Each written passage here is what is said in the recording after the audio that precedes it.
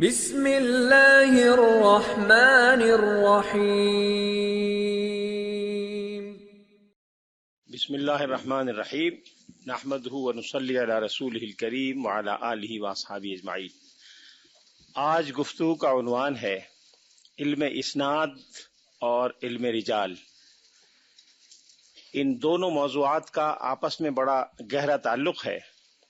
اسناد سے مراد کسی حدیث کی سند بیان کرنا، سند سے مراد راویوں کا وہ سلسلہ ہے جو حدیث کے مرتب یا مدون سے لے کر اور رسول اللہ صلی اللہ علیہ وسلم کی ذات گرامی تک پہنچتا ہے۔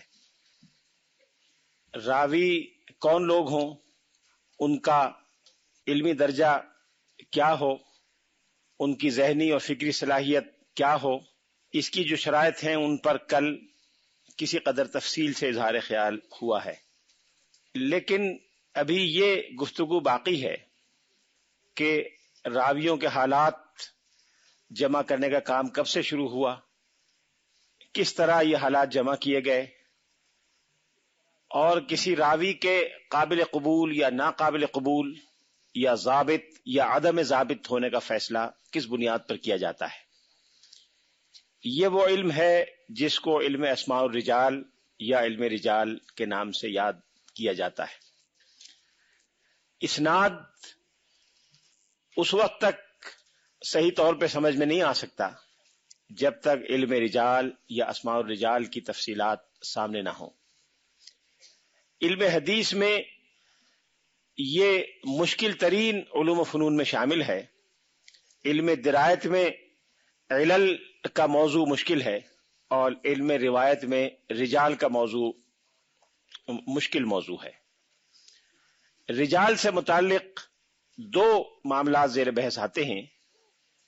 ایک معاملہ خود رجال کے بارے میں معلومات، رجال کی شخصیت اور ان کے کردار کے بارے میں تفصیلات، یہ اس موضوع کا ایک پہلو ہے جس پر آج گفتگو ہوگی۔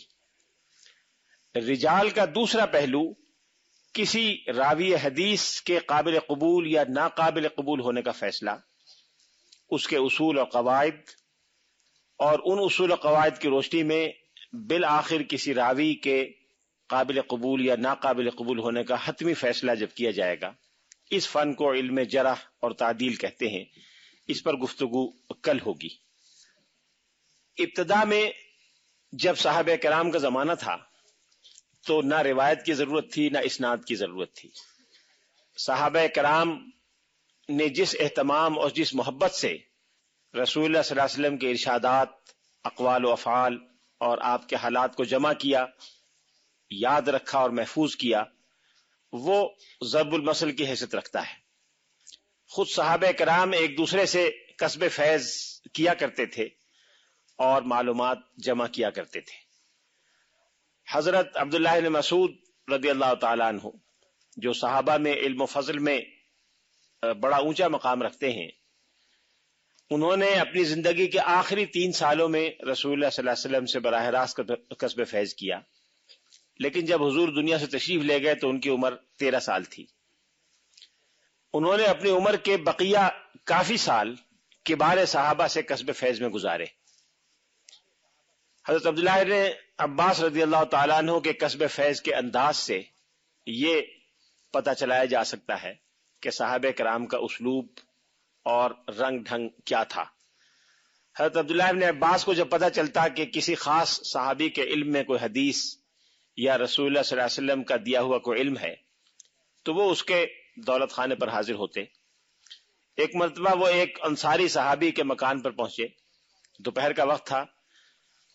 اندر سے ملازمہ نے شاید پہچانا نہیں، یا پہچانا تو بتانا مناسب نہیں سمجھا، یہ کہہ دیا کہ وہ آرام کر رہے ہیں۔ حضرت عبداللہ بن عباس ان کی ڈیوڑی پر بیٹھ گئے۔ گرمی کا وقت تھا، ظاہر ہے ہوا کے تھپیڑے آ رہے ہوں گے، ان کو اس میں نیند آ گئی اور وہ اس گرمی میں سو گئے۔ گرد بھی چہرے پر پڑی، لباس پر بھی پڑی۔ جب وہ صحابی عصر کے وقت اٹھے، عصر کی نماز کے لیے نکلے، تو حضرت عبداللہ بن عباس گھر سے باہر موجود تھے۔ انہوں نے بہت پریشانی سے کہا کہ اے رسول اللہ صلی اللہ علیہ وسلم کے بھائی، آپ یہاں تشریف لائے، مجھے اطلاع نہیں کی، آپ حکم دیتے تو میں آپ کے پاس حاضر ہوتا۔ آپ نے فرمایا کہ العلم یؤتی ولا یأتی، علم کے پاس آیا جاتا ہے، علم کسی کے پاس نہیں جاتا۔ یہ صحابہ کرام کا انداز تھا جو صحابہ کرام کے تذکروں سے اور سوانے سے پتہ چلتا ہے۔ مشہور صحابی حضرت عبادہ بن صامت رضی اللہ تعالیٰ عنہ، جن کے آخری ایام دمشق میں گزرے تھے، ان کو پتہ چلا کہ ایک اور صحابی حضرت عقبہ ابن، میں والد کا نام بھول گیا، عقبہ الجہنی ایک صحابی ہیں جو رسول اللہ صلی اللہ علیہ وسلم کے خاص خدام میں شامل رہے، ان کے پاس کوئی خاص حدیث ہے جو پہلے سے حضرت عبادہ ابن صامت کو پہنچ چکی تھی، لیکن عبادہ ابن صامت اس کو کنفرم کرنا چاہتے تھے۔ یہ گھوڑے پر سوار ہو کر کسی قافلے کے ساتھ کئی ماہ کی مسافت طے کر کے وہاں پہنچے جہاں حضرت عقبہ الجہنی مقیم تھے۔ ان کے مکان پر پہنچے تو شور مچ گیا کہ صحابی رسول عبادہ ابن صامت تشریف لائے ہیں، لوگ جمع ہو گئے۔ یہ سیدھے حضرت عقبہ کے مکان پر پہنچے، دروازہ کھٹکھٹایا اور باہر نکلے، وہیں کھڑے کھڑے سلام دعا کی، ان سے پوچھا کہ یہ حدیث، اس کے الفاظ کیا ہیں؟ انہوں نے الفاظ سنائے جو ان کی یادداشت کے مطابق تھے۔ انہوں نے کہا الحمدللہ مجھ تک جس ذریعے سے یہ حدیث پہنچی تھی بالکل درست ہے، اب میں جا رہا ہوں، اور یہ کہہ کے اجازت لے کر رخصت ہو گئے۔ اس سے اندازہ کیا جا سکتا ہے کہ خود صحابہ کرام نے کس محنت سے اور کتنی محبت اور اہتمام سے احادیث رسول کے بارے میں معلومات جمع کرنی شروع کی۔ یہ چیز جس کو خارجی نقد حدیث کہا جاتا ہے، جس پر کل ذرا تفصیل سے گفتگو ہوئی تھی، اس کی اساس علم روایت پر، اور علم روایت کی اساس سند پر، اور سند کی اساس رجال پر ہے۔ گویا رجال وہ بنیادی مضمون ہے جس کی بنیاد پر اسناد کا تعین ہوتا ہے، اور اسناد کی بنیاد پر کسی حدیث کے خارجی نقد پر بات ہوتی ہے، اور خارجی نقد پر بات کرنے کے بعد مضمون کا ایک پہلو، گویا تحقیق کا ایک پہلو مکمل ہو جاتا ہے، اور یہ طے ہو جاتا ہے کہ خارجی وسائل اور نقد کے اعتبار سے اس حدیث کا کیا درجہ ہے۔ یہ ضرورت صحابہ کرام کے دور کے بعد پیش آئی، جب صحابہ کرام دنیا سے اٹھ گئے، بہت تھوڑی تعداد ان کی رہ گئی، کبار تابعین کا زمانہ بھی تقریباً ختم ہو گیا اور صغار تابعین کا زمانہ آیا۔ کبار تابعین کے زمانے تک بھی یہ امکان نہیں تھا کہ کوئی شخص رسول اللہ صلی اللہ علیہ وسلم کی ذات گرامی سے کوئی غلط بات یا کچی بات منسوب کرتے۔ غلط بات منسوب کرنے کا تو سوال نہیں تھا، لیکن اس کا امکان بہرحال موجود رہتا تھا کہ یادداشت میں کوئی کمزوری آ جائے، کوئی دو احادیث کا مضمون ایک دوسرے میں مل جائے، یا ایک حدیث کے مضمون دو الگ الگ بیان کر دیے جائیں، اس طرح کا امکان موجود تھا۔ صحابہ کرام کی حد تک تو اس امکان کی بھی گنجائش نہیں تھی، اس لیے کہ ان کا جو اہتمام تھا اس کا اندازہ آپ کو ان دو واقعات سے ہو گیا ہوگا۔ حضرت عبداللہ بن مسعود رضی اللہ تعالیٰ عنہ سے کسی نے ایک مرتبہ پوچھا، جب کوئی پوچھتا تھا کہ رسول اللہ صلی اللہ علیہ وسلم نے کیا فرمایا، تو وہ براہ راست جواب نہیں دیتے تھے، بلکہ اپنی فہم اور دانش کو بیان کر دیا کرتے تھے، اور جواباً یہ ارشاد فرمایا کرتے تھے کہ حدیث میں آیا ہے کہ من کذب علی متعمدن فلیتبوأ مقعدہ من النار، جو شخص جان بوجھ کر مجھ پر جھوٹ بولے وہ اپنا ٹھکانہ جہنم میں بنا لے۔ اس لیے وہ حتی الامکان حدیث بیان کرنے ہی سے اعتراض کرتے تھے کہ اس میں کسی اگر 1/1000 بھی غلطی کا امکان ہو تو اس وعید کے مستحق نہ بن جائیں۔ ایک مرتبہ ضرورت پڑ گئی ہے وہ بیان کرنے لگے تو پریشانی اور گھبراہٹ میں کھڑے ہو گئے، اور حدیث بیان کرنے کے بعد کہا کہ او قریب من ذالک او مشابہ من ذالک، اس سے قریب بات فرمائی تھی، اس کے مشابہ فرمائی تھی، اس سے ملتی جلتی فرمائی تھی، اور پھر بہت ہی پریشانی کا اظہار کرتے رہے کہ ہو سکتا ہے کہ میری یادداشت میں کوئی کمزوری رہ گئی ہو، اور غیر معمولی اہتمام کے ساتھ انہوں نے یہ چیز بیان فرمائی۔ تابعین کا، کبار تابعین کا بھی یہی رویہ تھا، لیکن جب دور صغار تابعین کا آیا اور یہ زمانہ پہلی صدی ہجری کا نصف دوم ہے، اس وقت اس کا احساس ہونے لگا کہ بعض لوگ احادیث کے بیان کرنے میں اخلاق اور تقوی کا اور احتیاط کا وہ معیار برقرار نہیں رکھ پا رہے جو معیار صحابہ کرام نے رکھا تھا۔ اس وقت اس بات کی ضرورت پیش آئی کہ تابعین سے یہ پوچھا جائے کہ آپ نے کس صحابی سے یہ روایت سنی ہے۔ تابعین میں بھی جو کبار تابعین تھے، جن کا علم اور تقوی غیر معمولی طور پر ضرب المثل تھا، ان سے یہ پوچھنے کی ضرورت نہیں پیش آتی تھی، لیکن صغار تابعین سے، چھوٹے تابعین سے، جو عمر میں اور صحابہ کرام کے دور سے دور ہونے کی وجہ سے، رسول اللہ صلی اللہ علیہ وسلم کے دور مبارک سے دور ہونے کی وجہ سے جن کے بارے میں یہ امکان موجود تھا کہ شاید احتیاط برقرار نہ رہے، ان سے یہ پوچھا جاتا تھا کہ آپ نے یہ حدیث کس صحابی سے یا کس تابعی سے سنی ہے۔ حضرت سفیان ثوری، جن کا شمار صغار تابعین میں ہوتا ہے، وہ فرماتے ہیں کہ پہلے حدیث کی سند پوچھنے کی ضرورت نہیں ہوتی تھی، لیکن لم استعمل الرواۃ الکذب استعملنا لهم التاریخ، جب حدیث کے راویوں نے غلط بیانی سے کام لینا شروع کیا تو ہم نے ان کے لیے تاریخ کا وسیلہ یا تاریخ کا ہتھیار استعمال کیا۔ تاریخ کے ہتھیار سے مراد یہ ہے کہ جب کوئی حدیث کوئی صاحب بیان کرتے تھے اور وہ زمانہ تابعین یا تبع تابعین کا تھا، تو ان سے پوچھا جاتا تھا کہ انہوں نے یہ حدیث کس صحابی سے سنی، کہ صحابی کا نام لینے کے بعد وہ یہ تیقن کرتے تھے کہ ان صحابی کی وفات کس سن میں ہوئی، وہ صحابی کس علاقے میں قیام پذیر تھے، اور اس طرح سے یہ اندازہ ہو جاتا تھا کہ بیان کرنے والے نے حدیث صحیح بیان کی ہے کہ اس میں کوئی جھول ہو گیا ہے۔ ایک صحابی نے، مثال کے طور پر ایک صاحب نے جن کا تعلق تبع تابعین سے تھا، انہوں نے کوئی حدیث بیان کی، سننے والے نے ان سے پوچھا کہ آپ نے یہ حدیث کس سے سنی ہے، انہوں نے بیان کیا کہ فلاں تابعی سے سنی ہے۔ کس سن میں سنی ہے؟ کہ سن 108 میں سنی ہے۔ سن 108 میں کس جگہ سنی؟ انہوں نے کہا آرمینیا میں سنی تھی۔ آرمینیا میں وہ کیا کرنے کے لیے گئے تھے؟ انہوں نے کہا جہاد کرنے کے لیے گئے تھے۔ انہوں نے کہا کہ تم غلط بیانی کر رہے ہو، جھوٹ بول رہے ہو۔ ان تابعی کا انتقال 104 میں ہو گیا تھا، 108 میں وہ زندہ نہیں تھے، اور وہ جہاد کرنے کے لیے آرمینیا نہیں بلکہ روم تشریف لے گئے تھے۔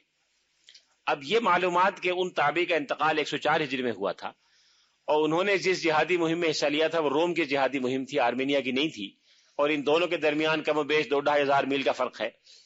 اس سے یہ پتہ چلا کہ ان صاحب کو بیان کرنے میں یا تو یادداشت میں التباس ہو رہا ہے، یا کوئی غلط فہمی ہو رہی ہے، یا ممکن ہے دانستہ انہوں نے غلط بیانی کی ہو، یہ نہیں کہہ سکتے، لیکن ان کی یہ روایت تبع تابعین نے قبول نہیں کی، جو ان کے راوی تھے انہوں نے قبول نہیں کی۔ اس طرح سے جب یہ واقعات کثرت سے پیش آنے شروع ہوئے اور اس کا امکان وقت کے ساتھ ساتھ ظاہر بڑھتا جاتا تھا، تو پھر یہ معلومات جمع کرنے کا عمل شروع ہوا کہ صحابہ کرام کہاں کہاں تشریف لے گئے، صحابہ کرام کس کس علاقے میں مقیم رہے، انہوں نے کیا کیا کیا، اور کس علاقے میں کس سرگرمی میں مصروف رہے۔ مثلا جیسے جہاد کا معاملہ تھا، اب یہ بات کہ کسی خاص تابعی نے آرمینیا کے جہاد میں حصہ لیا یا روم کے جہاد میں حصہ لیا، براہ راست علم حدیث سے متعلق نہیں ہے، لیکن چونکہ روایت میں اس کا حوالہ دیا گیا کہ انہوں نے آرمینیا کے جہاد کے دوران ان سے یہ بات سنی، اور جبکہ انہوں نے آرمینیا میں جہاد نہیں کیا تھا، تو اس سے یہ تیقن ہو گیا کہ کم از کم ان تابعی سے یہ روایت نہیں آئی، کسی اور کے ذریعے آئی ہوگی جہاں ان کو التباس ہوا ہے۔ اس طرح سے علم حدیث میں ایک نئے شعبے کا آغاز ہوا جس کو علم اسناد بھی کہتے ہیں، اور علم اسناد کی بنیاد چونکہ سند پر ہے اور سند میں راویوں کا تذکرہ ہوتا ہے، راویوں کے حالات جمع کرنے کو علم رجال کہا گیا۔ علم رجال سے یہ نہ سمجھے گا کہ اس سے صرف مرد مراد ہیں، یہ صرف اصطلاح ہے، اور میں پہلے دن کہہ چکا ہوں کہ لا مشاہدہ فی الاصطلاح، اصطلاح میں کوئی اختلاف نہیں۔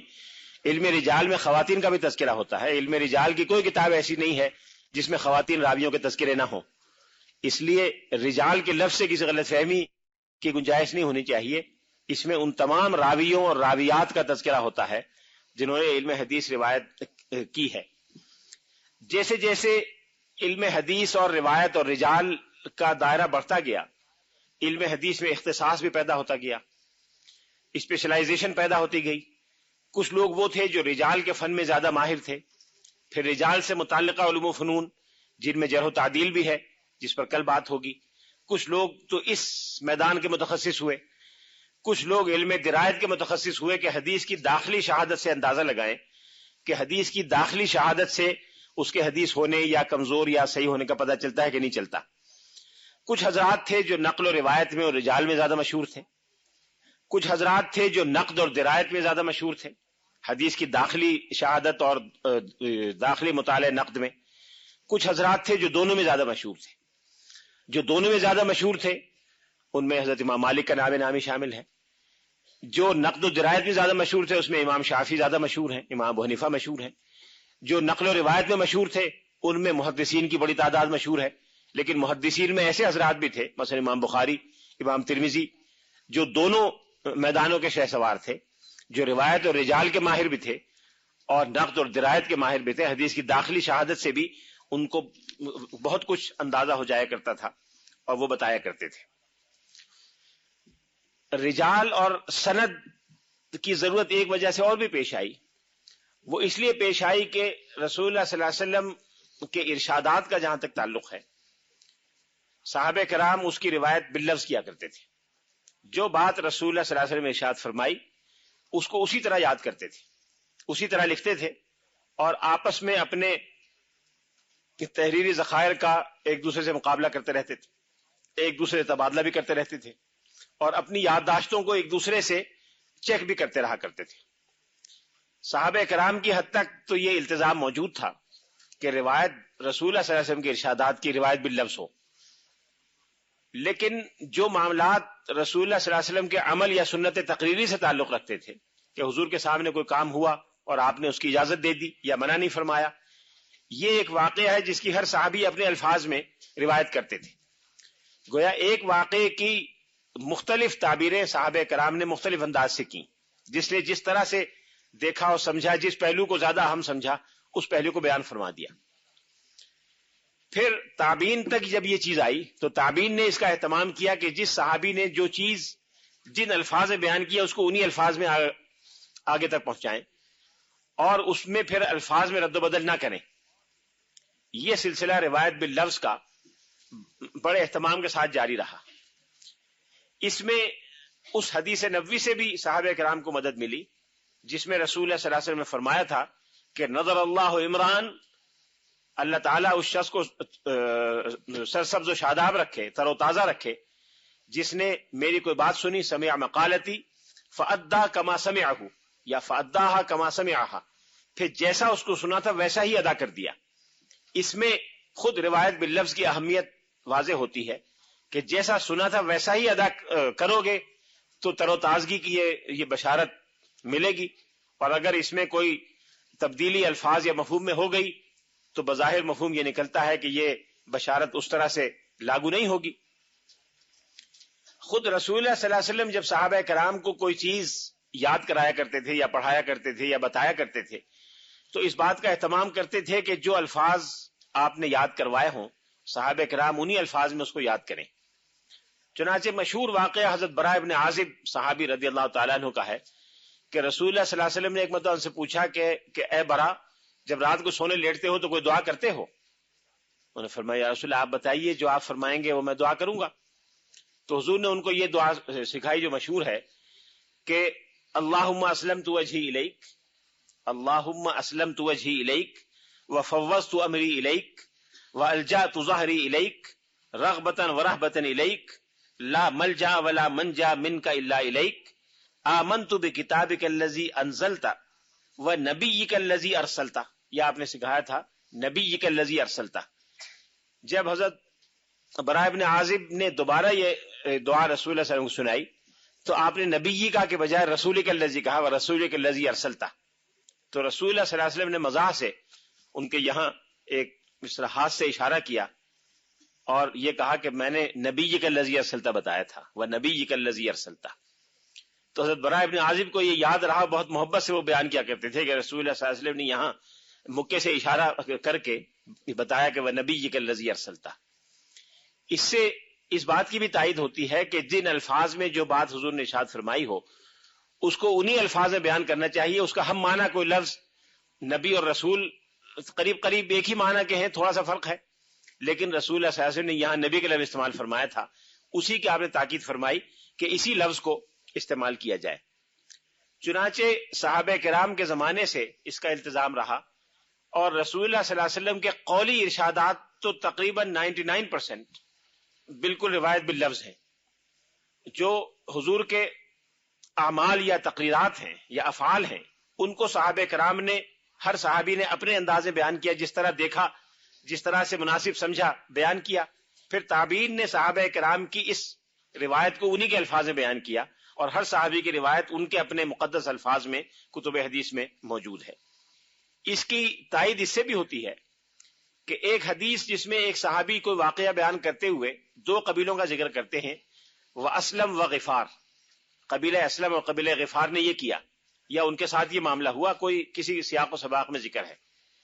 اب جن تابعین نے ان سے سنا ان کو یہ التباس ہو گیا کہ غفار کا لفظ پہلے بولا تھا یا اسلم کا پہلے بولا تھا، حالانکہ اس میں کوئی اہمیت کی بات نہیں ہے، کئی چیزوں کا بیان ہے، ایک کا پہلے ہو جائے ایک کا بعد میں ہو جائے تو معنی میں، مفہوم میں، پیغام میں کوئی فرق نہیں پڑتا.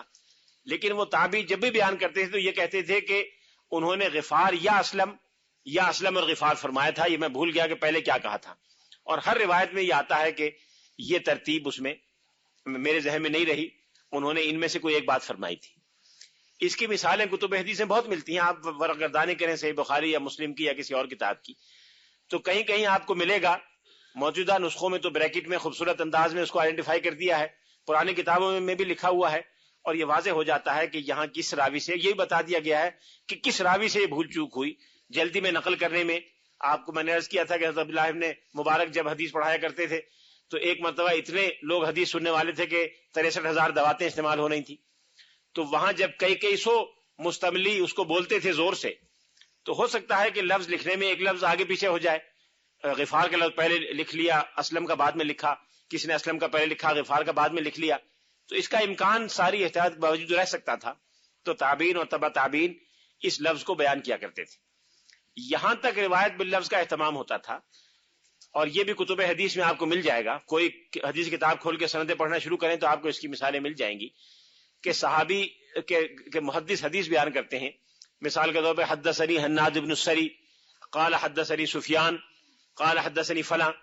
اب استاد نے کہا تھا، مثلا حناد نے کہا تھا کہ حدثنی سفیان، اور یہ تعین نہیں کیا تھا کہ سفیان ثوری مراد ہیں یا سفیان ابن عیینہ مراد ہیں. اب جو نیچے بیان کرنے والے ہیں وہ اپنی طرف سے نہیں کہیں گے کہ حدثنی سفیان الثوری حدثنی حناد قال حدثنی سفیان الثوری، وہ یہ نہیں کہیں گے، اس لیے کہ حناد نے سفیان الثوری نہیں کہا تھا، حناد نے صرف سفیان کہا تھا. اب نیچے والے کو کوئی حق نہیں پہنچتا کہ وہاں سفیان ثوری یا ابن عیینہ کا لفظ لگا دیں اور وہ حناد سے منسوب ہو جائے. حناد نے جب بولا تھا تو اتنا ہی بولا تھا، تو اس کا طریقہ یہ ہوگا کہ وہ بتائیں گے کہ حدثنی حناد قال حدثنی سفیان یقول الترمذی وہو ابن عیینہ، ترمذی کا کہنا ہے کہ یہ ابن عیینہ ہیں یا ثوری ہیں وہو ثوری، تاکہ یہ کلیئر ہو جائے کہ یہ جو وضاحت ہے یہ میرے استاد حناد کی زبان مبارک سے نہیں ہے، یہ میری زبان سے ہے. یہ گویا روایت باللفظ میں اور باریکی اور نزاکت جس کا اہتمام رکھا گیا. کچھ وقت کے بعد محدثین میں یہ سوال پیدا ہوا کہ روایت باللفظ سے ہٹ کر روایت بالمعنی اگر کی جائے تو جائز ہے کہ نہیں. لیکن روایت بالمعنی کا سوال کتب حدیث میں تدوین کے سلسلے میں نہیں پیدا ہوا. تدوین کی حد تک کتابوں میں بخاری، مسلم، ترمذی، ان سب کتابوں میں جب روایتیں لکھی گئیں تو جس طرح سے آئی تھی اسی طرح لکھی گئی، روایت باللفظی کے انداز میں ہوئی. لیکن سوال وہاں پیدا ہوا جہاں ویسے کسی مجلس درس میں یا مجلس واعظ میں یا کسی تبلیغ میں یا یہ دعوت کے کسی عمل میں کوئی حدیث بیان کرنا مقصود ہو، تو کیا وہاں بھی روایت باللفظ کی پابندی ضروری ہے یا روایت بالمعنی بھی ہو سکتی ہے؟ یہ سوال وقت گزرنے کے ساتھ ساتھ ریلیونٹ ہوتا گیا، اور ہم ان محدثین اور علماء کرام کے شکر گزار ہیں جنہوں نے یہ سوال اٹھایا اور اس معاملے میں گنجائش پیدا کی. اگر یہ گنجائش نہ پیدا کرتے تو آج شاید ہم میں، آپ میں سے یا پاکستان اور دنیا اسلام کے لاکھوں اور کروڑوں انسانوں کے لیے حدیث رسول کا حوالہ دینا ناممکن ہو جاتا. اس لیے کہ ہم میں سے کتنے ہیں جو حدیث کے حافظ ہیں اور ایک ایک لفظ زبر زیر کی پابندی کے ساتھ، ایک ایک شوشے کی پابندی کے ساتھ اسی طرح بیان کر سکتے ہیں جیسے میں نے مثالیں دی کہ وہ استاد کے نام کا اضافہ بھی ان سے منسوب نہیں کرتے، تو پھر حدیث کا حوالہ لوگ دینا چھوڑ دیتے اور عملاً ہمارے لیے اس رہنمائی سے استفادہ کرنا مشکل ہو جاتا، ناممکن ہو جاتا. تو محدثین نے یہ سوال اٹھایا کہ کیا روایت بالمعنی جائز ہے؟ کچھ لوگوں کا پھر بھی خیال رہا کہ جائز نہیں ہے، اور جو بیان کرنا چاہے پہلے یاد کرے اس کے بعد بیان کرے. لیکن اکثریت نے، علماء کرام کی اکثریت نے بعد کے سالوں میں 30 صدی ہجری، 34 صدی ہجری، 5ویں صدی ہجری کے سالوں میں اس کی اجازت دی، لیکن وہ اجازت کچھ شرائط کے ساتھ دی. ایک شرط تو یہ ہے کہ جو راوی اس کو روایت کرے وہ صرف و نحو اور علوم لغت کا عالم ہو، یعنی جب وہ روایت بالمعنی کرے تو اس کو پتا ہو کہ جس لفظ کو وہ اپنے معنی میں بیان کر رہا ہے وہ لفظ ان معنی کو کنوے کرتا ہے کہ نہیں کرتا. ان معنی کو کنوے نہ کرتا ہو، وہ صرف و نحو لغت سے واقف نہ ہو، تو وہ کچھ کا کچھ بیان کر دے گا. ایک صاحب کے بارے میں مشہور ہے کہ انہوں نے کسی حدیث کا ترجمہ پڑھا من ام قوما فلیخفف، کہ جو شخص کسی کی امامت کرے وہ ہلکی نماز پڑھائے، ہلکا کرے، تو اس میں لکھا ہوا تھا ہلکی پڑھائے، تو وہ سمجھے ہے یہ ہل کے پڑھائے تو نماز میں حرکت کرتا رہے. جب امامت کیا کرتے تو حرکت کیا ہلا کرتے تھے، تو کسی نے پوچھا کہ آپ نماز پڑھاتے ہوئے ہلتے کیوں ہیں؟ یعنی حدیث میں آیا ہے. بھئی حدیث میں کہاں آیا ہے کہ نماز پڑھاؤ تو ہلو؟ لا کے دکھایا تو ترجمہ لکھا ہوا تھا کہ نماز پڑھائے تو ہلکے پڑھائے، انہوں نے ہلکے کو ہل کے پڑھا، ہل کے پڑھائے.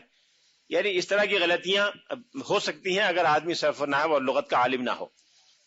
دوسری شرط یہ ہے کہ وہ الفاظ جو احادیث میں استعمال ہوئے ہیں اور ان کے مقاصد جو معنی و مفہوم متعین کرنا رسول اللہ صلی اللہ علیہ وسلم کا مقصود تھا اس سے واقف ہو، اور دونوں الفاظ کے درمیان جو تفاوت ہے، جو الفاظ وہ استعمال کر رہا ہے جو اوریجنل الفاظ استعمال ہوئے ہیں اس تفاوت سے واقف ہو، اور حدیث رسول کو بغیر غلطی کے بیان کرنے کی استطاعت رکھتا ہو. یہ شرائط تو سب کے لیے ہیں، ہر اس شخص کے لیے جو حدیث کا مفہوم بیان کرے گا. بعض حضرات نے کہا ہے، امام مالک کی بات مجھے بڑی پسند آئی. امام مالک کا ارشاد یہ ہے کہ احادیث مرفوعہ میں تو یہ جائز نہیں ہے، یعنی کوئی چیز جو رسول اللہ صلی اللہ علیہ وسلم سے منسوب ہے اس میں تو روایت بالمعنی جائز نہیں ہے، وہ تو روایت باللفظ ہونی چاہیے. لیکن جو بقیہ احادیث ہیں جس میں صحابہ کرام میں سے کسی کی رائے یا کسی کا مشاہدہ یا کسی کا فتویٰ یا کسی کی روایت بیان ہوئی ہے، وہ روایت بالمعنی ہو سکتی ہے، اس لیے کہ اس کے بارے میں یہ وعید نہیں آئی کہ من کذب علی متعمدا فلیتبوأ مقعدہ من النار. یہ صرف حضور کے ارشادات کے بارے میں آئی. یہ امام مالک کی رائے ہے جو بڑی وزنی معلوم ہوتی ہے. ایک رائے یہ ہے جو اس سے ملتی جلتی ہے کہ روایت بالمعنی صحابی کے لیے تو جائز تھی لیکن غیر صحابی کے لیے جائز نہیں ہے. اب اگر صحابہ کے لیے جائز تھی غیر صحابی کے لیے جائز نہیں تو ہمارے لیے تو بیکار ہے، ہمارے لیے اس اجازت کا ہونا نہ ہونا بے معنی ہے. یہ تو ایک نظری یا تھیوریٹیکل بات ہو گئی. لیکن عام جو محدثین ہیں ان کا کہنا یہی ہے کہ روایت بالمعنی جائز ہے ان شرائط کے ساتھ، اور بعد میں عملاً لوگوں نے روایت بالمعنی ہی کے طریقے کو اختیار کیا. آج آپ نے سنا ہوگا لوگ اپنی گفتگو میں، تقریروں میں، مضامین میں احادیث کا حوالہ مفہوم کے ساتھ دیتے ہیں، لیکن کوشش کرنی چاہیے کہ مفہوم کا حوالہ صحیح ہو اور کسی حدیث کا حوالہ بغیر تحقیق کے نہ دیا جائے. بعض اوقات گفتگو میں ایک زور بیان میں ایک چیز زبان پہ آ جاتی ہے اور آدمی اس کو حدیث کہہ کے بیان کر دیتا ہے، بعد میں یاد آتا ہے یا تحقیق سے پتہ چلتا ہے کہ حدیث نہیں تھی بلکہ کسی اور کا قول تھا. یہ چیز بڑی ذمہ داری کا تقاضا کرتی ہے اور اس معاملے میں احتیاط کرنی چاہیے. علم روایت میں جس میں روایت باللفظ اصل ہے اور روایت بالمعنی کی بات میں اجازت ہے، یہ اس لیے بھی ضروری ہے کہ رسول اللہ صلی اللہ علیہ وسلم نے خود متعدد مواقع پر اپنے ارشادات کو دوسروں تک پہنچانے کا حکم دیا. ایک جگہ آپ نے فرمایا کہ بلغوا عنی ولو آیا، کہ اگر ایک آیت بھی میری طرف سے تم تک پہنچی ہے تو اسے دوسروں تک پہنچاؤ. اب جس کے علم میں بھی رسول اللہ صلی اللہ علیہ وسلم کے ارشادات یا سنت کا علم آیا ہے وہ مکلف ہے کہ جہاں تک اس کے بس میں ہو، جس حد تک اس کے لیے آسان ہو، وہ دوسروں تک پہنچائے. اسی طرح خطبہ حجۃ الوداع میں آپ نے فرمایا خطبہ دینے کے بعد کہ الا هل بلغت، کیا میں نے پہنچا دیا؟ اور حاضرین نے کہا کہ آپ نے پہنچا دیا. بلا. اس پر آپ نے فرمایا کہ فلیبلغ الشاہد الغائب، کہ جو موجود ہیں وہ ان تک یہ بات پہنچا دیں جو موجود نہیں ہیں. اس لیے بہت بڑی تعداد میں ان صحابہ کرام نے خطبہ حجۃ الوداع کی روایت کی اور انہیں ان لوگوں تک پہنچایا، ان صحابہ تک جو وہاں موجود نہیں تھے اور ان تابعین تک جو بعد میں آئے. چونکہ فلیبلغ الشاہد الغائب کا اطلاق علماء حدیث کے نزدیک ہر اس شخص پر ہوتا ہے جس تک یہ حدیث پہنچے، اس لیے کہ جب جس مجلس میں حدیث بیان کی جائے گی وہ شاہد ہوگا اور جو موجود نہیں ہے وہ غائب ہوگا، تو موجود رہنے والا موجود نہ رہنے والے تک پہنچائے. اور جب کوئی شخص پہنچائے گا تو وہ ایک طرح سے راوی حدیث ہوگا، اس کا کردار اور شخصیت زیر بحث آئیں گے. جب زیر بحث آئیں گے تو علم رجال وجود میں آئے گا. اس لیے ان احادیث کا لازمی نتیجہ یہ نکلتا ہے کہ راویوں پر اور روایت کے بارے میں بحث ہو، چونکہ رجال اور راویان حدیث اس ارشاد نبوی پر عمل درآمد کا ایک ذریعہ ہے. اگر راویان حدیث نہ ہوتے تو ہم آج اس ارشاد گرامی سے محروم رہتے، آج ہم ارشاد گرامی پر عمل نہ کر سکتے. یہ راویان حدیث اور رجال حدیث ہی کے وسیلے سے اور ان کے واسطے سے یہ ہدایت اور رہنمائی ہم تک آئی ہے. اس لیے وہ اس عمل کا ایک لازمی حصہ ہیں اور اس عمل کا حصہ ہونے کی وجہ سے ان کا مطالعہ بھی علم حدیث ہی کا مطالعہ ہے. اس کے ساتھ ساتھ وہ تمام لوگ، وہ تمام مسلمان خواتین و حضرات جو روایت حدیث میں، نقل حدیث میں، کتابت حدیث، شرح حدیث اور درس حدیث میں مصروف ہیں، وہ سب کے سب اس عمل کا حصہ ہیں۔ فَلْيُبَلِّغِ الشَّاهِدُ الْغَائِبَ پر وہ عمل کر رہے ہیں، اور فَلْيُبَلِّغِ الشَّاهِدُ الْغَائِبَ پر عمل ہونے کے ساتھ ساتھ وہ راویان حدیث اور رجال حدیث کا بھی حصہ بنتے جا رہے ہیں۔ اس طرح سے ایک ایک کر کے یہ نام سامنے آتے گئے اور یہ تحقیق شروع ہوتی گئی۔ سب سے پہلے یہ عمل تحقیق کا اور راویان حدیث کی چھان بین کا حضرت حسن بصری نے شروع کیا۔ حضرت حسن بصری اور محمد ابن سیرین یہ تابعین میں بڑا نمایاں مقام رکھتے ہیں۔ تابعین میں 3 تابعین کے بارے میں مشہور ہے کہ وہ سید التابعین ہیں۔ ایک سعید المسیب جو حضرت ابو ہریرہ کے شاگرد خاص تھے، ان کے داماد بھی تھے، ان کے شاگرد بھی تھے اور طویل عرصہ ان کے ساتھ رہے۔ دوسرے حضرت حسن بصری جن کے بارے میں کہا گیا کہ سید التابعین ہیں، اور تیسرے حضرت محمد ابن سیرین جو تابعین میں بڑا نمایاں مقام رکھتے تھے۔ ان مؤخر الذکر 2 حضرات نے، حسن بصری اور محمد ابن سیرین نے رجال کے کام کا آغاز کیا، اور ایک طرح سے یہ دونوں حضرات علم رجال کے بانی اور مؤسس ہیں۔ انہوں نے سب سے پہلے یہ معلومات جمع کی کہ صحابہ کرام کہاں کہاں تشریف لے گئے۔ اس میں پہلا کام یہ تھا کہ صحابہ کرام کا بیان ہو۔ یہ تعین جب تک نہیں ہوگا کہ صحابہ کرام کون کون تھے، مشاہیر تو سب کو معلوم ہے، لیکن خطبہ حجۃ الوداع میں 1,24,000 صحابہ کرام یا 40,000 موجود تھے۔ ان کے علاوہ بھی بہت سے صحابہ تھے جو حج کے لیے تشریف نہیں لائے تھے اس موقع پر۔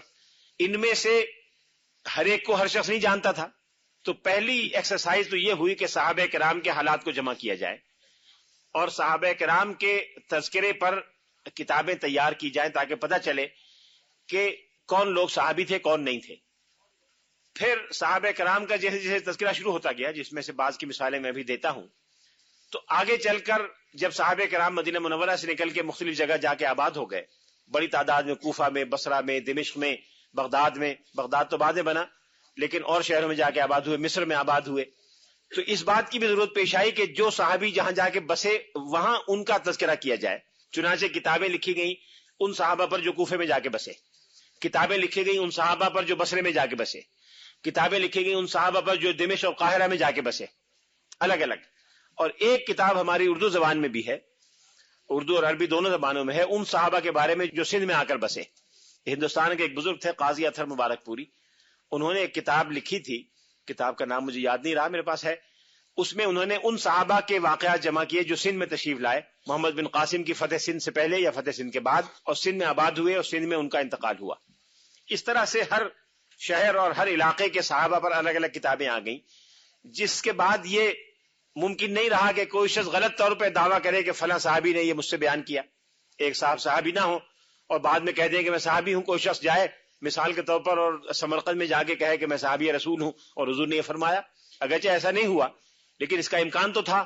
تو اس امکان کا سدباب کرنے کے لیے ان حضرات نے، تابعین نے، صحابہ کرام کے تذکرے الگ الگ بھی جمع کیے، شہر وار بھی جمع کیے، قبیلے وار بھی جمع کیے، اور مختلف جنگوں کے حساب سے بھی جمع کیے کہ کس جنگ میں کون سے صحابی شریک ہوئے، تاکہ یہ پتہ چلے کہ کون سے صحابی سمرقند تشریف لے گئے تھے، کون سے صحابی آرمینیا تشریف لے گئے تھے، تاکہ وہاں اگر کوئی روایت ان کے نام سے آئے تو تحقیق کی جا سکے کہ وہ وہاں تشریف بھی لے گئے تھے کہ نہیں لے گئے تھے۔ اس کے باوجود 1-2 واقعات بڑے دلچسپ ہوئے اور بہت سے لوگ ان سے متاثر ہو گئے۔ انسان دماغ کا کچا ہوتا ہے، عقیدے کا کچا ہوتا ہے، اور علم کم و بیش موجود ہی ہوتا ہے، لیکن اس کے باوجود لوگ پریشان ہو جاتے ہیں۔ ہندوستان میں ایک شخص تھا، غالباً کس علاقے میں تھا، جنوبی ہندوستان میں کہیں تھا، بمبئی، حیدرآباد، دکن وغیرہ کے علاقے کا، 6 صدی ہجری میں بابا رتن۔ بابا رتن بہت معمر تھا، کتنا معمر ہوگا ہمیں نہیں معلوم، لیکن کم و بیش 100-125 سال اس کی عمر تھی۔ اس نے یہ دعویٰ کیا کہ میری عمر 700 سال ہے، اور میں معجزہ شق القمر کے بعد جب میں نے دیکھا کہ چاند کے 2 ٹکڑے ہوئے تو میں عرب پہنچا۔ اس وقت رسول اللہ صلی اللہ علیہ وسلم ہجرت کر کے مدینہ آ چکے تھے، میں مسلمان ہوا اور آپ کے پاس 3-4 مہینے رہا، اور آپ نے مجھے کہا کہ اپنے علاقے میں جا کے تبلیغ کرو، تو میں یہاں آ گیا۔ اچھا، بہت سے لوگوں نے اس کی باتیں مان لی اور اس کا بڑا چرچا ہوا، لوگ جانے شروع ہو گئے اس کے پاس، اس کی بڑی پیری مریدی چلی، بڑی آمدنی ہوئی۔ اب اس پر علماء حدیث کو بڑا سوال پیدا ہوا، لوگوں نے لکھا کہ بالکل جھوٹ ہے، بکواس ہے، فراڈ ہے، اور ایسا کوئی آدمی نہیں ہے۔ اس کے نام سے کتابیں، روایات مشہور ہونی شروع ہو گئیں۔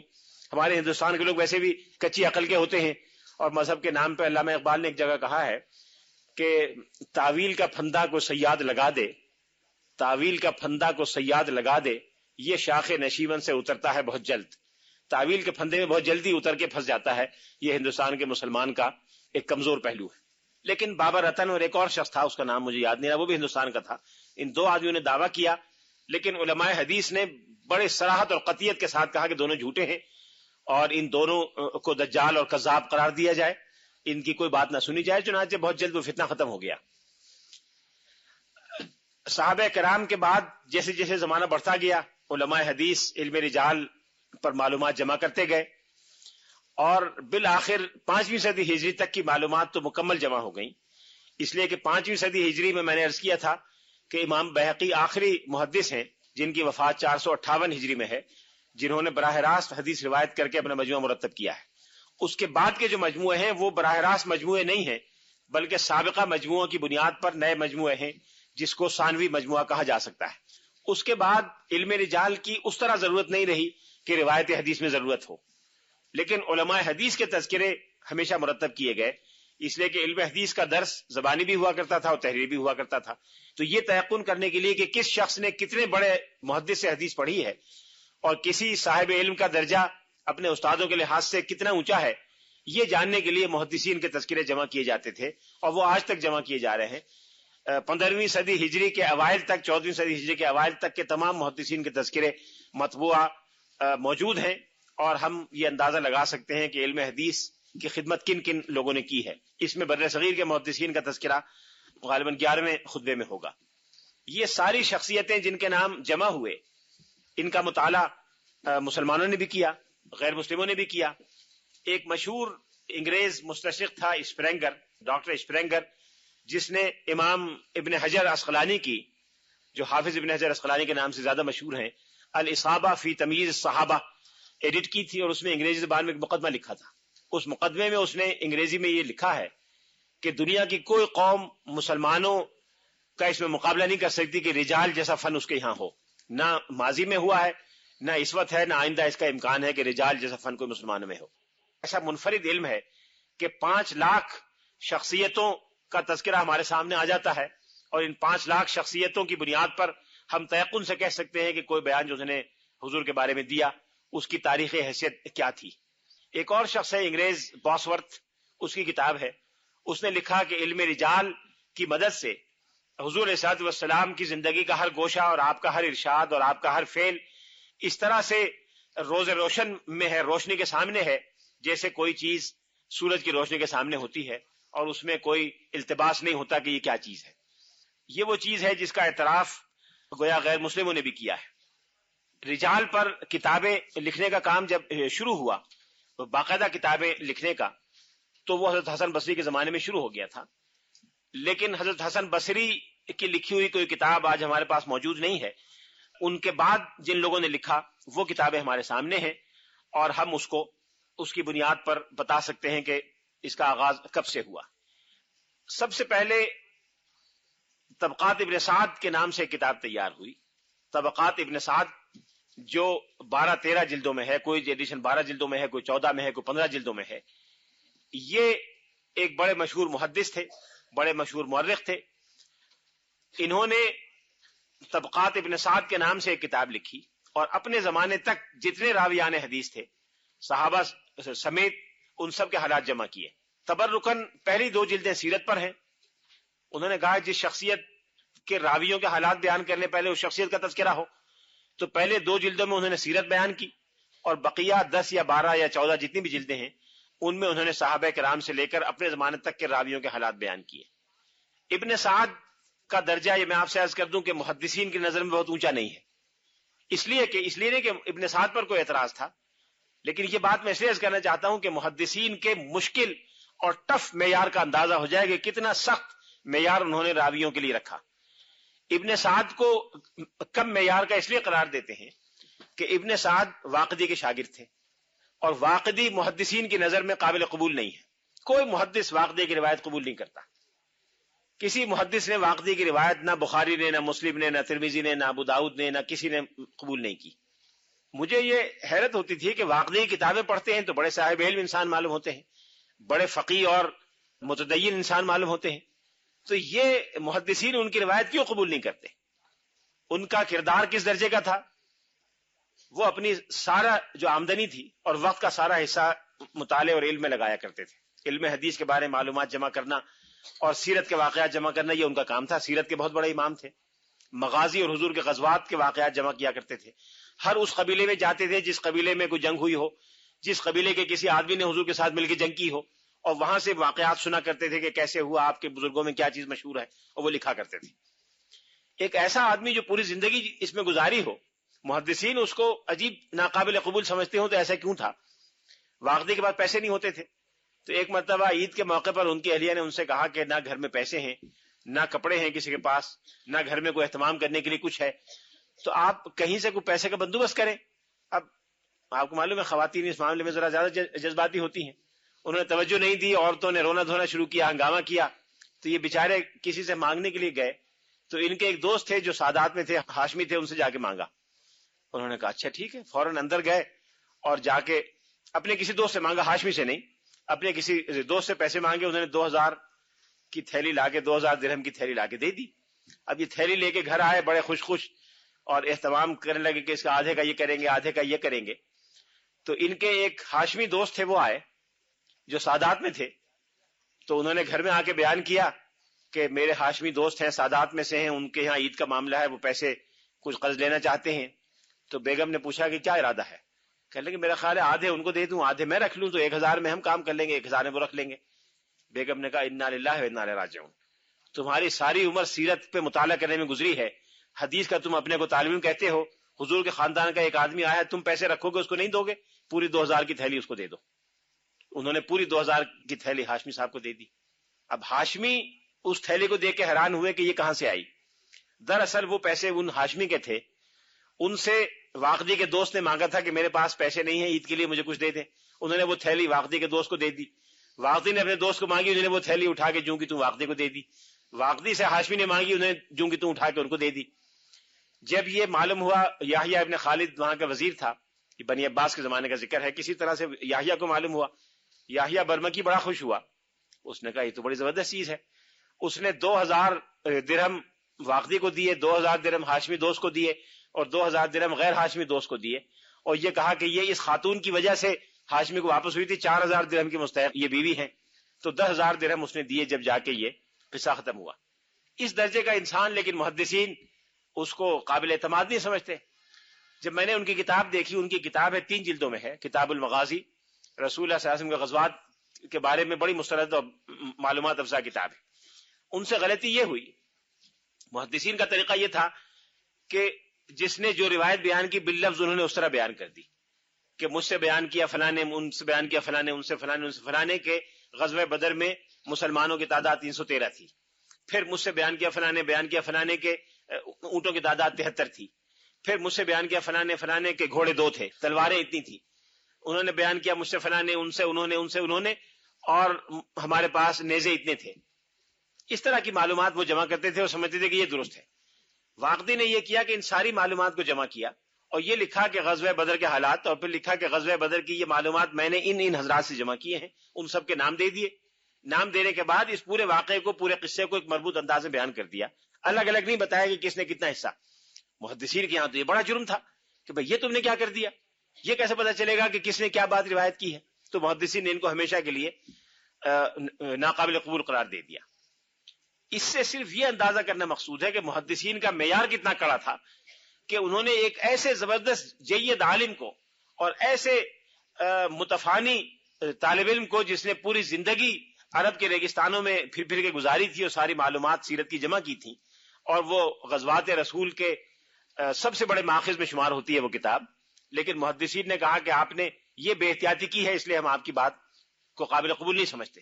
اور محدثین کے یہاں ہمیشہ واقعے کا ذکر منفی الفاظ میں آتا ہے. واقعی کے شاگرد تھے ابن سعد. ابن سعد پر کوئی ایسا اعتراض نہیں تھا، لیکن چونکہ واقعی کے یہاں رہے تھے اس لیے محدثین نے کہا کہ یہ بھی اگر جب تک کسی اور ذریعے سے تصدیق نہ ہو، ابن سعد کی بات بھی زیادہ قابل اعتماد نہیں ہے. لیکن طبقات ابن سعد کے بعد جن حضرات نے کتابیں لکھی، اس میں سب سے پہلی کتاب جو آج ہمارے پاس موجود ہے وہ امام بخاری کے استاد ہیں یحییٰ ابن معین. یحییٰ ابن معین بہت بڑے محدث تھے. اتنے بڑے محدث تھے کہ اپنے زمانے میں یہ بھی امیر المومنین فی الحدیث کہلاتے تھے. امام بخاری کے اساتذہ میں سے ہیں، امام احمد بن حنبل کے دوستوں میں سے ہیں. انہوں نے کتاب لکھی تھی فن رجال پر. اس کے بعد دوسری کتاب لکھی، وہ بھی امام بخاری کے استاد تھے، علی بن المدینی. علی بن المدینی کی دو باتیں بڑی نمایاں ہیں. ایک تو یہ نمایاں ہے کہ امام بخاری کی جتنی ثلاثیات ہیں، میں نے عرض کیا تھا کہ وہ سند اعلیٰ سمجھی جاتی ہے جس میں واسطے کم ہوں، اور وہ سند کم سمجھی جاتی ہے جس میں واسطے زیادہ ہوں. امام بخاری چونکہ تبع تابعین میں بھی بہت کم سن لوگوں میں تھے، جونیئر اتباع تابعین میں شمار ہیں، اس لیے امام بخاری کی زیادہ روایات تبع تابعین سے ہیں. جو سینئر یا متوسط عمر کے اتباع تابعین سے ان سے ہیں. تابعین سے روایات امام بخاری کی بہت تھوڑی ہیں، اور اتباع تابعین سے امام بخاری کی روایات بہت تھوڑی ہیں، تابعین سے کوئی نہیں ہے. جو تھوڑی روایات اپنے معیار کے مطابق ملی وہ علی بن المدینی سے ملی. یہ ثلاثیات بخاری کہلاتی ہیں، اور یہ صحیح بخاری کی نمایاں ترین احادیث میں سے ہیں. وہ علی بن المدینی کے واسطے سے آئی ہیں. لیکن جس شخصیت نے سب سے زیادہ علم رجال پر کام کیا وہ خود امام بخاری تھے. امام بخاری کی کئی کتابیں ہیں، جن میں سے کتاب التاریخ الکبیر اور کتاب التاریخ الصغیر یہ دونوں دستیاب ہیں، ملتی ہیں. تاریخ سے مراد یہ وہ اس طرح کی ہسٹری کی کتاب نہیں ہے جیسا آج ہسٹری کی یا تاریخ کتابیں ہوتی ہیں، بلکہ یہ گویا اسماء الرجال پر کتابیں ہیں، رجال کے حالات پر ہیں جنہوں نے علم حدیث میں جن کا ذکر آتا ہے، اور کب ان کی وفات ہوئی، کب پیدائش ہوئی. وفات کا تذکرہ اس لیے ضروری ہے کہ یہ تعین کیا جائے کہ ان کی ملاقات اپنے شاگرد سے جو ان سے منسوب کر کے بیان کرتا ہے ہو سکتی تھی کہ نہیں ہو سکتی تھی. جب تک تاریخ وفات کا پتہ نہ ہو اس وقت تک یہ تعین بڑا دشوار ہے. پھر امام بخاری کی شرط تو اس سے بھی آگے ہے کہ نہ صرف معاصرت ہو، ہم عصری ہو، بلکہ یہ بھی ثابت ہو کہ ان کی ملاقات ہوئی ہے. تو امام بخاری یہ تحقیق بھی کرتے تھے کہ ان کے کن کن شاگردوں کی ان سے ملاقات ثابت ہے اور ان کی اپنی کن کن اساتذہ سے ملاقات ثابت ہے. یہ معلومات امام بخاری نے جمع کی. پھر امام بخاری نے ایک کتاب اور لکھی، یہ تذکرہ بعد میں شروع ہوا. یہ علم رجال کا ایک شعبہ ہے جس پر الگ سے کتابیں کم و بیش 1 درجن کے قریب آج دستیاب موجود ہیں. کہ جب یہ ایکسرسائز رجال پر معلومات کی شروع ہو گئی تو یہ بھی پتہ چلا کہ اب ایسے لوگ سامنے آ رہے ہیں جو کمزور ہیں یا اس معیار کے نہیں ہیں، اور ان کی تعداد جب بڑھ گئی تو محدثین نے، علماء رجال نے ان پر الگ کتابیں تیار کی. امام بخاری نے سب سے پہلے ایک کتاب لکھی تھی، کتاب الضعفاء الصغیر، یعنی چھوٹی کتاب جو ضعفاء پر ہے، ضعیف راویوں پر ہے. ان کی فہرست الگ دے دی، ان کی معلومات الگ دے دی تاکہ لوگ اس میں چیک کر لیں کہ اگر اس میں کوئی راوی آیا ہے تو وہ راوی ضعیف ہے اور اس کی روایت کے بارے میں تأمل کرنا چاہیے. جن لوگوں نے لکھا ہے اس میں امام مسلم بھی شامل ہیں، لیکن سب سے نمایاں کام بعد کے محدثین میں جن کا ہے وہ امام دارقطنی ہیں. امام دارقطنی جن کی سنن مشہور ہے، ان کی کئی کتابیں علم رجال پر اور علم جرح و تعدیل پر ہیں.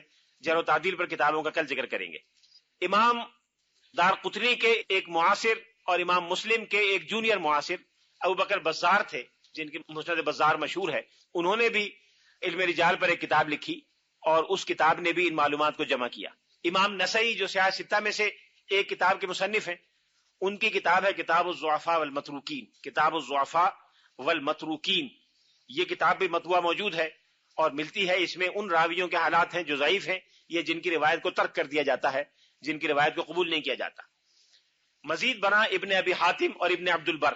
ابن عبد البر اسپین کے رہنے والے تھے، ان کا تعلق 4ویں 5ویں صدی ہجری سے ہے، اور یہ احفظ اہل المغرب کہلاتے ہیں. احفظ اہل المغرب یعنی اہل مغرب، یعنی اسپین اور مراکش اور اندلس، قیروان اور تونس کے سب سے بڑے حافظ حدیث.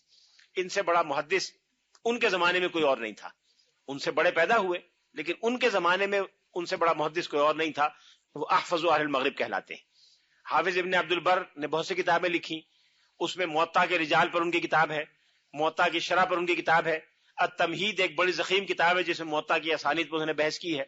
موطا امام مالک وہاں بہت مشہور تھی اور بڑی مقبول کتاب تھی، اس لیے مغرب کے علماء نے موطا امام مالک کی خدمت زیادہ کی ہے. ایک تو وہ خود مالکی ہیں اور یہ فقہ مالکی کے بانی کی کتاب تھی، اس لیے اس کو بڑا احترام اور تقدس حاصل تھا.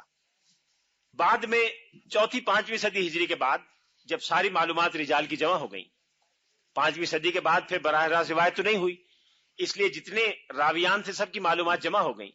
اب ان معلومات کو جمع کر کے ان کا تقابل یعنی کولیٹ کر کے اور جامع مجموعے تیار کرنے کا عمل شروع ہوا.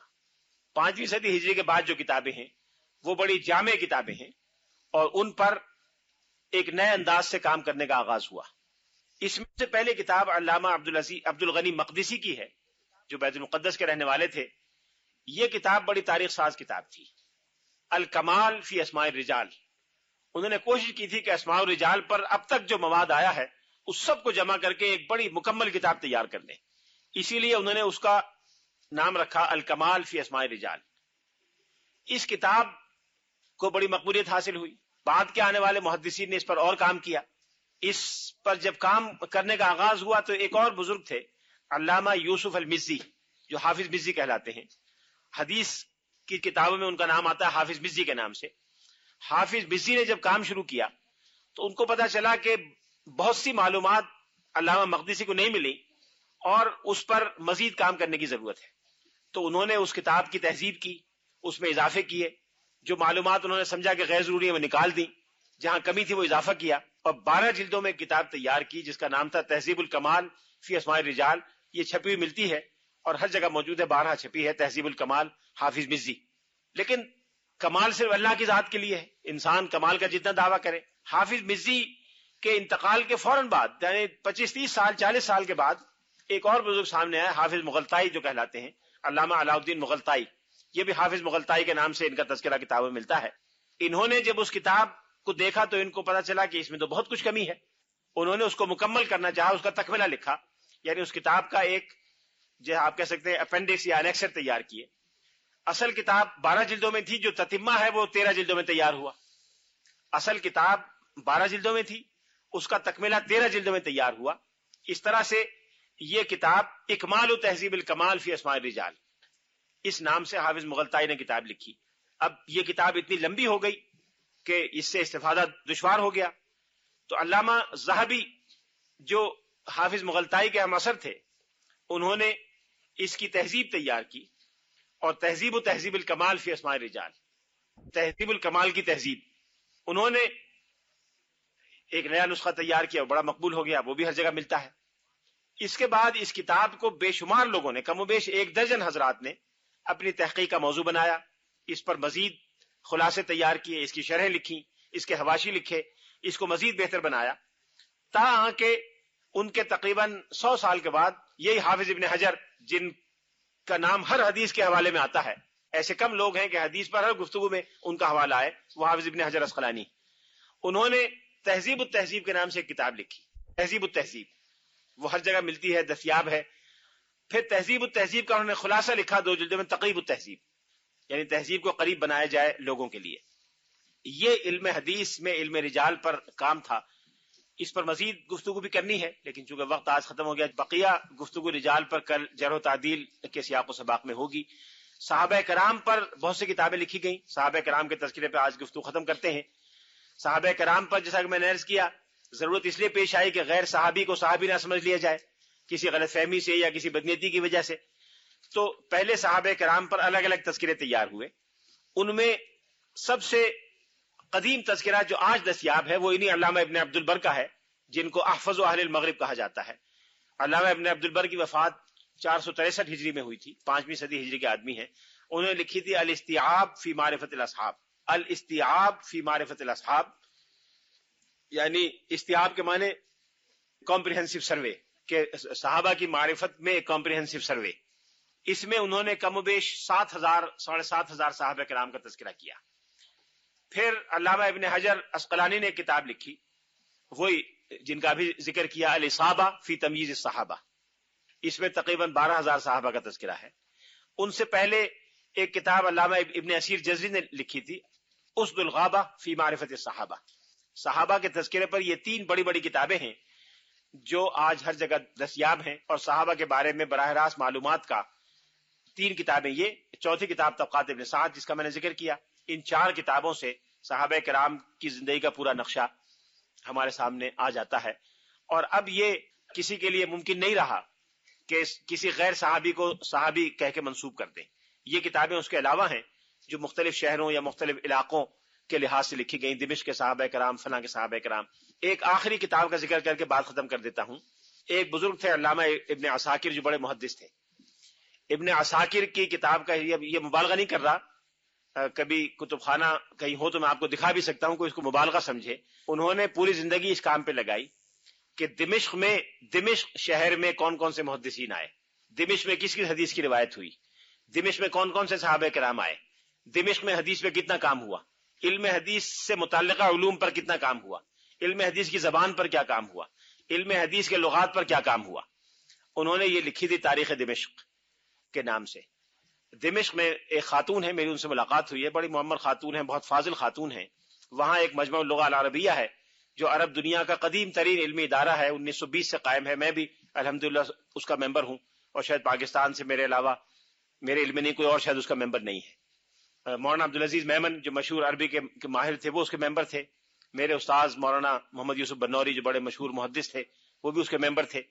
وہاں وہ کتاب شائع ہو رہی ہے، اس کی 80 جلدیں اب تک چھپ چکی ہیں، 80، اور ہر جلد اتنی ضخیم ہے. 80 جلدیں انہوں نے مجھے پیش کی تھی. میں 2 سال پہلے دمشق گیا تھا تو وہاں سے منگوانے میں کچھ مشکلات ہوئی، کچھ جلدیں آ گئی ہیں، کچھ ابھی باقی ہیں. ابھی کتاب مکمل نہیں ہوئی. ان خاتون کا کہنا تھا کہ اگر یہی رفتار رہی تو شاید 120 جلدوں میں یہ کتاب مرتب ہوگی. اس سے اندازہ کیا جا سکتا ہے کہ کتنی معلومات محدثین نے جمع کی. یہ صرف دمشق شہر کے بارے میں ہے. تاریخ بغداد خطیب بغدادی نے لکھی تھی جو متعدد جلدوں میں چھپی ہے کئی بار، اور اب ایک اور جگہ تحقیق کے ساتھ چھپ رہی ہے اور اس کی بھی درجنوں جلدیں ہوں گی. اس میں یہی معلومات بغداد کے بارے میں ہیں. بغداد میں جو تابعین، صحابہ تو نہیں گئے، صحابہ کے بعد بغداد بنا، لیکن جو تابعین یا تبع تابعین زیادہ گئے، تبع تابعین کے دور سے زیادہ، تابعین کے دور سے معمولی، جو تابعین تبع تابعین وہاں گئے، ان سے لے کر خطیب بغدادی کے زمانے تک جو 5ویں صدی ہجری کا زمانہ ہے، بغداد میں آنے والے ہر محدث، ہر خادم حدیث، ہر عالم کا تذکرہ اس میں موجود ہے. وآخر دعوانا ان الحمد للہ رب العالمین. السلام علیکم.